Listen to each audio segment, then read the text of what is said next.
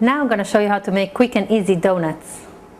We're going to need for that 3/4 cup of self-rising flour, 1 little egg, small egg, 1/2 cup of a yogurt, a pinch of baking soda, a pinch of salt, 1 teaspoon room extract, 1 tablespoon, a mountain I should say, tablespoon of sugar.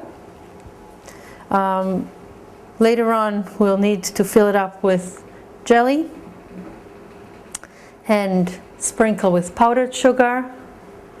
We'll need a bowl to mix it in, a spoon to take it out, a big spoon, or if you have a spatula it's okay too, a big spoon and a little spoon to take the dough.